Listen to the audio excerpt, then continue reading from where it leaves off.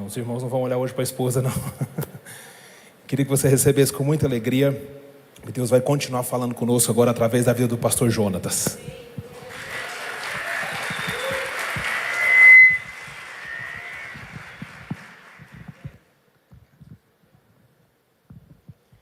Boa tarde. Graça e paz, igreja. Amém, irmãos? Quantos estão felizes com Jesus? Vou mudar minha pergunta. Quantos são felizes com Jesus? Amém? Deus é bom. Deus tem uma palavra para o meu e para o seu coração. Amém? Hoje eu já chorei muito. Enquanto o Senhor me entregava essa palavra, e eu tenho certeza que existe algo do Senhor para essa tarde. Eu queria que você abrisse o seu coração para receber essa palavra. Inclusive, o tema dessa mensagem é coração curado. Que o Senhor cure o seu coração nessa tarde. Amém, irmãos? Quantos precisam realmente de algo vindo da parte de Deus nesse dia?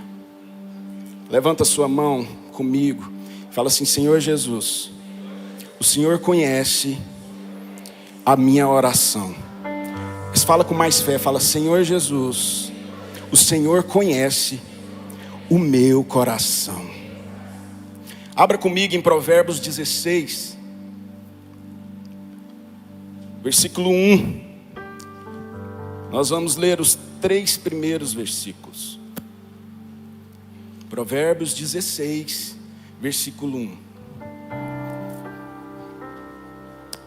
O coração do ser humano pode fazer planos, mas a resposta certa vem dos lábios do Senhor. Todos os caminhos de uma pessoa são puros aos seus próprios olhos, mas o Senhor sonda o espírito. Entregue as suas obras ao Senhor, e o que você tem planejado se realizará. Essa é a palavra do Senhor. E eu quero ler outro, Jeremias 17, versículo 9. Nós vamos ler o 9 e o 10. Vamos ler aqui no telão mesmo. Enganoso é o coração, mais do que todas as coisas, e desesperadamente corrupto. Quem poderá entendê-lo? Eu, o Senhor, sondo o coração, eu provo os pensamentos, para dar a cada um segundo os seus caminhos, segundo o fruto das suas ações. Deus nos deu 2 joias que são o nosso coração e a nossa mente. Você tem 2 joias que andam com você o tempo todo, que é o seu coração e a sua mente. Na mente está a nossa parte criativa, a parte que a Bíblia nos ensina sobre a sabedoria. A sabedoria, ela nasce no coração e vai para a mente. Na Bíblia, a mente é apresentada como sede do pensamento, da razão, da decisão e também da batalha espiritual. A batalha espiritual, ela começa aqui. Ela está profundamente conectada ao coração, mas exerce um papel distinto. Queridos, coloca a mão na sua cabeça nesse momento. Deus vai dar sabedoria para você tomar decisões certas diante dos seus desafios.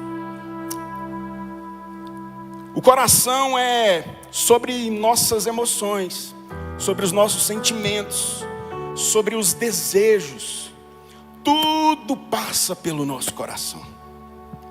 Esse mesmo coração ao qual a Bíblia nos diz que é enganoso, como nós acabamos de ler, esse coração, ele gera um dos sentimentos mais lindos que existe, que é o amor.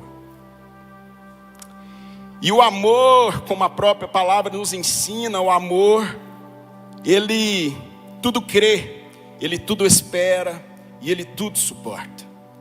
A mesma palavra, ela nos diz que esse amor, ele também se esfriará.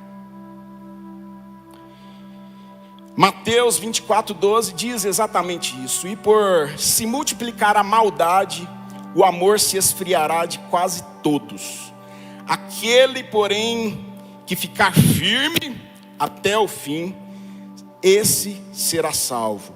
E será pregado este evangelho do reino por todo o mundo, para testemunho a todas as nações. E então virá o fim.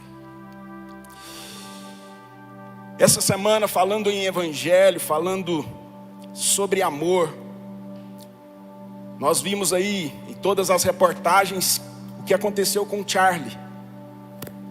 Charlie, um homem de Deus, um homem que lutava pelos seus princípios, um homem que lutava, um homem que protegia a fé, um homem que lutava pela família, um homem que tinha os seus princípios depositados diante daquilo que ele acreditava, diante daquilo que é a verdade.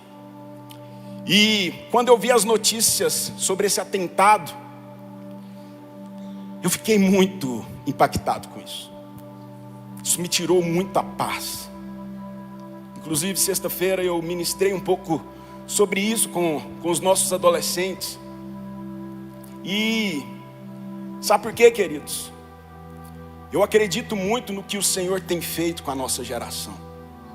Eu acredito muito na geração que tem sido levantada para fazer o propósito do Senhor, para cumprir o ID do Senhor. Sabe por quê? Falar muitas vezes é fácil, mas fazer é difícil demais, queridos. Você fazer o que o Senhor quer que você faça, você cumprir um propósito que o Senhor determinou e escolheu para que você faça, é muito difícil. E existem muitos que são escolhidos, mas poucos fazem de verdade. E enquanto eu via todas as notícias, eu li o que a esposa dele disse. Charlie gostaria de ser lembrado pela coragem e pela fé. Eles mataram Charlie porque ele pregava uma mensagem de patriotismo, fé e do amor misericordioso de Deus.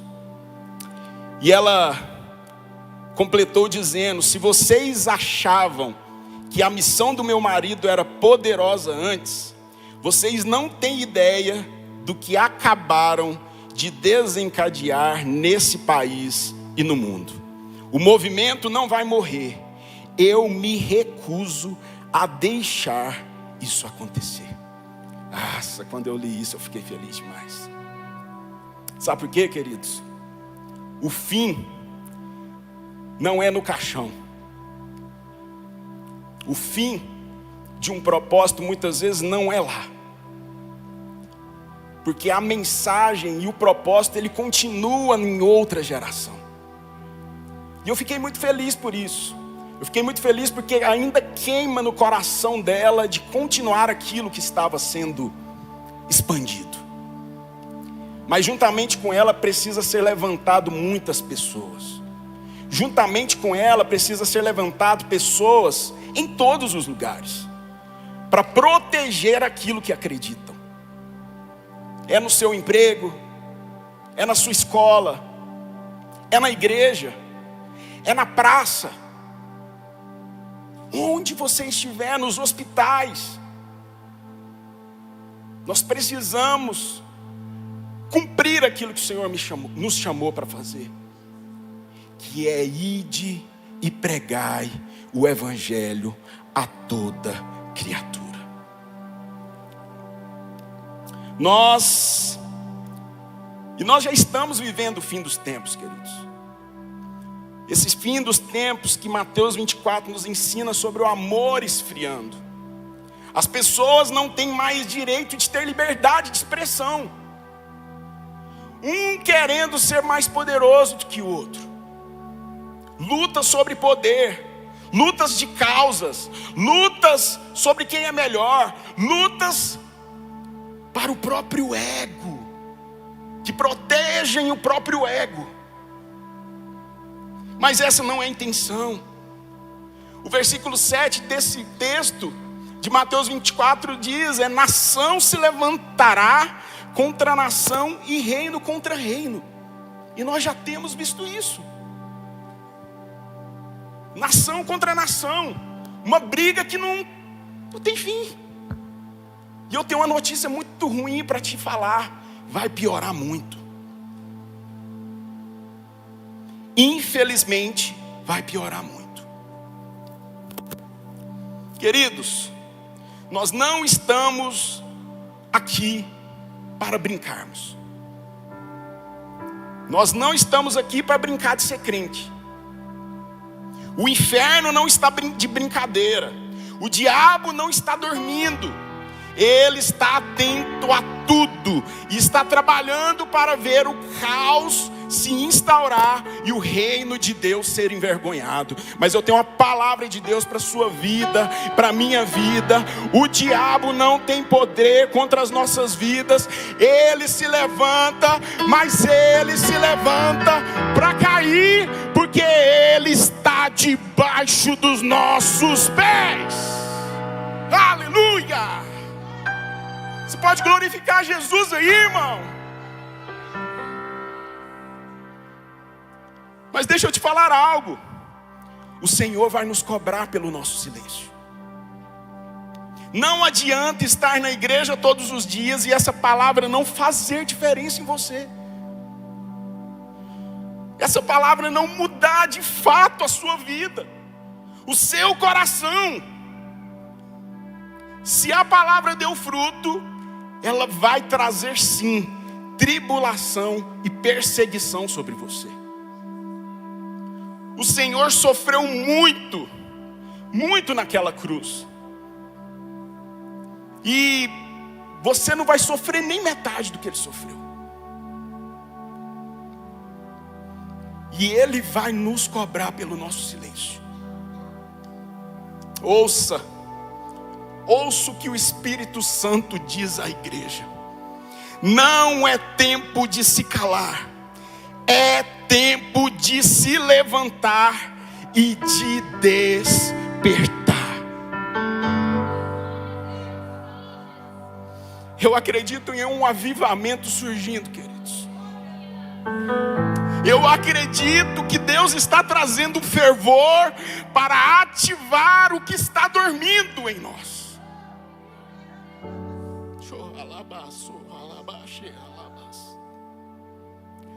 Mas pastor, eu não tenho tempo. Muita gente coloca a desculpa no tempo. Só porque isso aí é outro assunto. A frase "eu não tenho tempo" deve ser substituída pela frase "eu não tenho uma prioridade definida".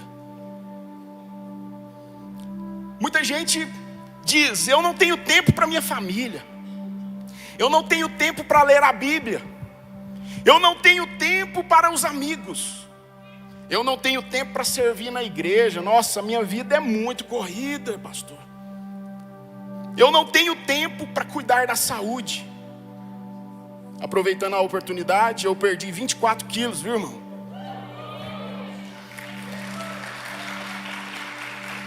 Durante muito tempo eu pus desculpa no tempo.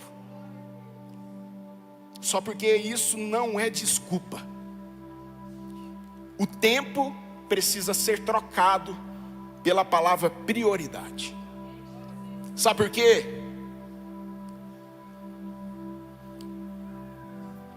Onde você tem colocado o seu tempo?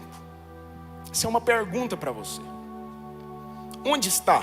Onde você tem depositado a sua vida, o seu tempo, as coisas que você prioriza? Onde você tem colocado? Em qual andar da sua vida você tem colocado as coisas que realmente se importam?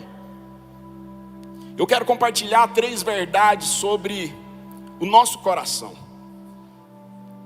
Primeira verdade: o seu fruto depende de você. Você não pode tomar as suas decisões sozinhos. Deus nos orienta a colocar todos os planos do coração diante dele. A resposta certa, como nós lemos no início, vem do Senhor. Por isso, eu falei sobre tempo e sobre prioridade. Nós precisamos colocar o nosso tempo naquilo que nós acreditamos. A nossa falta de tempo está roubando a nossa fé e o nosso coração. Por que seus planejamentos não dão mais certos? Por que a sua casa está um caos? Por que a sua empresa está falindo? Por que seus filhos não têm alegria na sua presença? Por que o seu coração não está onde ele precisa estar? E eu pergunto mais uma vez: onde está o seu coração? Nas prioridades certas e no centro da vontade de Deus? Queridos, nem tudo que tem preço tem valor, mas tudo que tem valor não tem preço. Isso é forte. Por isso eu falo para vocês: cuidado. Cuidado, porque o fruto das suas mãos depende de você. Mas você precisa estar alinhado à vontade de Deus. Segunda verdade dessa tarde: existe uma guerra natural e espiritual. Provérbios 4:23 diz: sobretudo o que se deve guardar, guarde o teu coração, porque dele procedem as fontes da vida. Marcos 7:21 diz: porque de dentro do coração das pessoas é que procedem os maus pensamentos, as imoralidades sexuais, os furtos, os homicídios, os adúlteros, a avareza, as maldades, o engano, a libertinagem, a inveja, a blasfêmia, o orgulho, a falta de juízo. Todos estes males vêm de dentro e contaminam as pessoas. Aqui nós podemos ver que o pecado nasce do coração enganoso que nós temos. Aqui podemos ver que quando guardamos o coração, guardamos a nossa vida de nós mesmos. Porque o nosso coração, ele é enganoso e ele é pecaminoso. Nós nascemos condenados à morte, mas somos encontrados todos os dias através da justificação e da nova oportunidade. Queridos, nós precisamos entender isso. O pecado está aí. Tudo isso que eu li são os pecados. Os pecados diante de quê? Da palavra de Deus. Não é diante da minha imaginação, não é diante daquilo que eu acho que é, mas é diante daquilo que o próprio Senhor nos ensinou. E nós precisamos cuidar disso. Nós precisamos cuidar do nosso coração. Nós precisamos entregar de fato o nosso coração para o Senhor, para que Ele faça morada em nós e que Ele mude a nossa vida por completo. Irmãos, o Senhor te trouxe nessa tarde para abrir os olhos do seu coração. Essa palavra não tinha que ser para quem não veio. Porque muitas vezes a gente, tá na igreja, mas fala, nossa, fulano podia estar aqui, né? Essa palavra é para fulano. Essa palavra é para o meu vizinho, caramba, velho. Como o meu vizinho tinha que ouvir essa palavra? Porque o bicho com o coração duro. Nossa, não. Você está aqui. Essa palavra é para você. Você precisa ser melhor. Eu preciso ser melhor. Existe algo preparado para mim. Existe algo preparado para você, queridos. E algo especial da parte de Deus. Algo poderoso da parte de Deus. Mas nós precisamos estar conectados a Ele. O nosso coração tem que estar ligado ao coração dEle.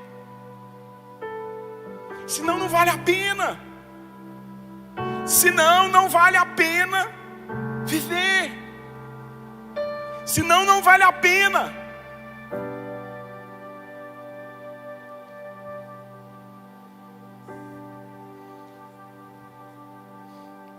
O pecado me tira a alegria e me afasta do amor de Deus.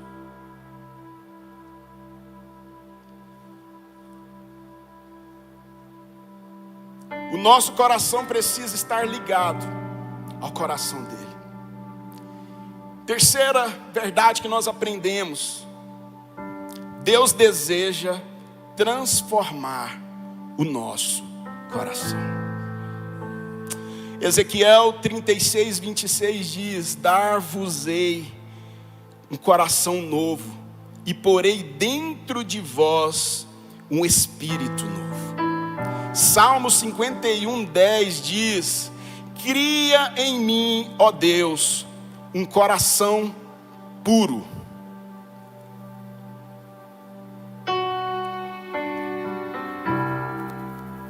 Cria em mim, 10. Um coração puro e renova em mim um espírito reto. 11. Não me lances fora da tua presença e não retire de mim o teu Espírito Santo. Esse é um salmo de Davi. Davi reconheceu que precisava de um coração puro. Não são os santos, né? Muita gente contesta Davi, né? Mas Davi pecou tanto e mesmo assim foi reconhecido por Deus como um homem segundo o coração dele. Realmente, irmão, Davi pecou mesmo. Davi abusou de uma mulher. Davi assassinou o marido dela. Davi foi um péssimo pai. Talvez o melhorzinho filho que Davi fez foi Salomão mesmo. E o principal, Davi pecou contra Deus. Mas aí entra, né? E a gente pergunta: e como um homem desse foi reconhecido assim? É simples. Você não é julgado por um momento, mas por nossas decisões e pelos nossos arrependimentos. E com Davi não é diferente, irmão. Davi tinha um coração puro diante do Senhor, que muitas vezes nós não temos. Davi reconhecia, sabia reconhecer quando estava errado. Davi, quando pecava, ele já se lançava diante do Senhor.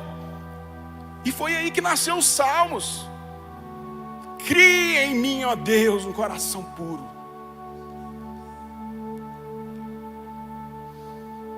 Deus não revela apenas o problema do coração, mas Ele oferece cura. Mas pastor, eu não consigo largar as velhas práticas. Eu não tenho forças para isso. Peça ajuda, queridos. Existem situações que nós não conseguimos sozinhos. Nem tudo na vida você vai conseguir sozinho. E você precisa ter humildade para reconhecer isso. Pedir ajuda. Peça ajuda para os pastores. Peça ajuda médica. O Senhor levantou a medicina para nos abençoar, queridos. E como ela nos abençoa? A cura vem de onde o Senhor escolhe. Muitas vezes você não vai ser curado pelo milagre, mas Deus vai usar a medicina para te curar.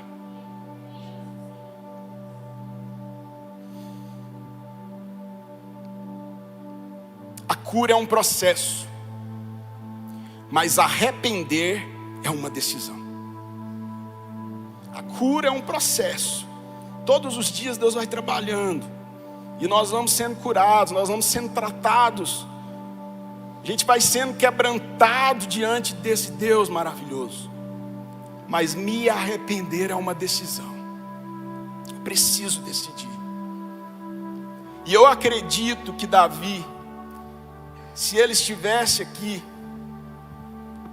ele cantaria algo.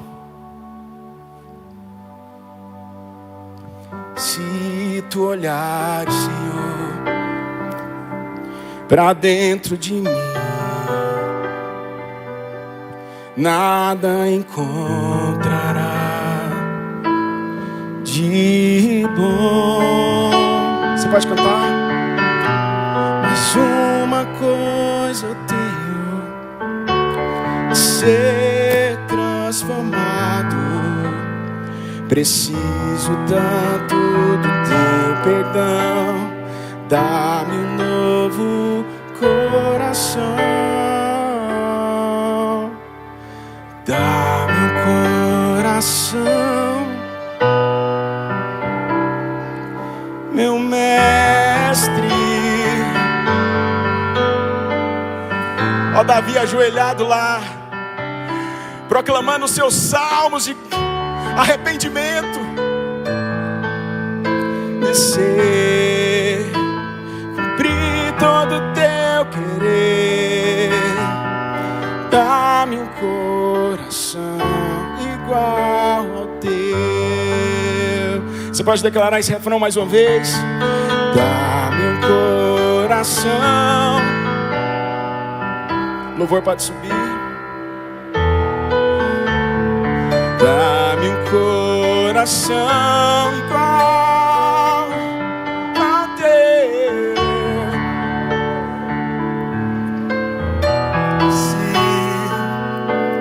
cumprir todo o teu querer, dá-me um coração igual ao teu. E em Cristo nós podemos ter um novo coração. Nós podemos ter o nosso coração regenerado. Nós podemos ter o nosso coração limpo. Nós podemos ser sensíveis à voz do Espírito Santo. A transformação do coração é obra do Espírito Santo, mas requerá arrependimento e rendição da nossa parte. O Senhor quer te dar um coração novo nessa tarde, queridos. Ele quer mudar esse coração seu de pedra. Ele quer te entregar um coração sensível à voz dele. Um coração que só ouve. Um coração que deixa o orgulho, mas é levado ao arrependimento genuíno. Um coração que deixa o próprio ego, mas sabe reconhecer as fraquezas e as limitações diante do Senhor.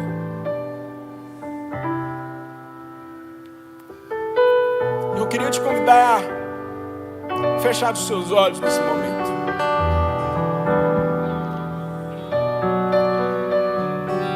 Hoje é um dia especial, dia da mesa do Senhor.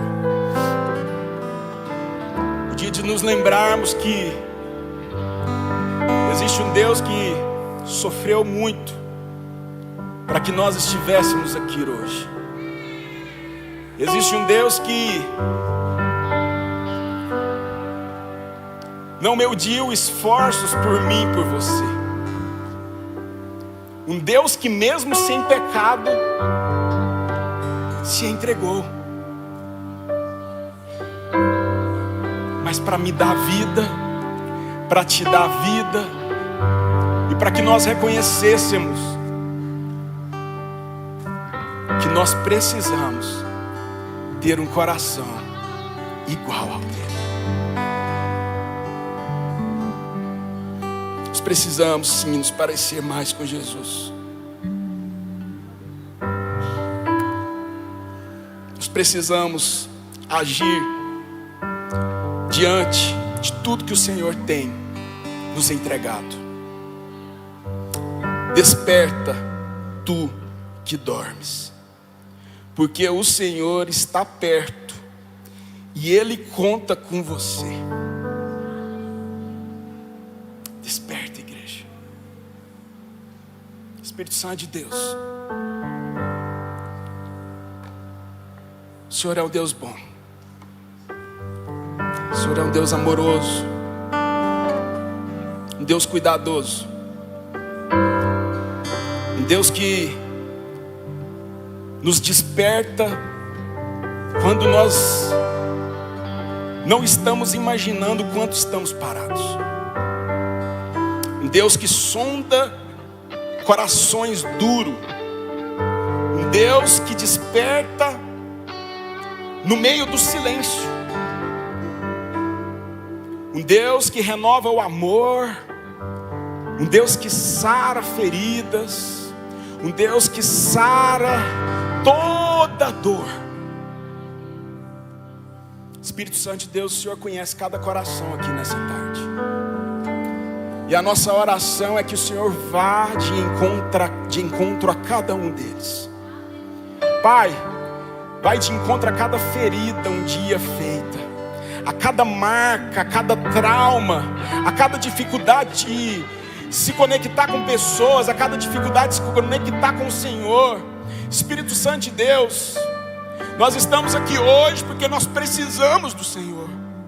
Nós estamos aqui hoje porque nós precisamos desse encontro com o Senhor novamente. Espírito Santo, renove em nós o nosso coração, nos dê um coração puro e inabalável. Ache em nós corações de verdadeiros adoradores.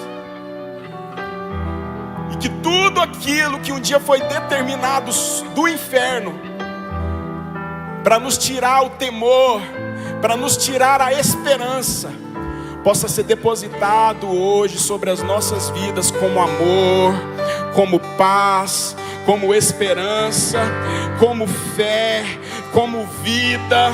O Senhor tem vida para você, queridos.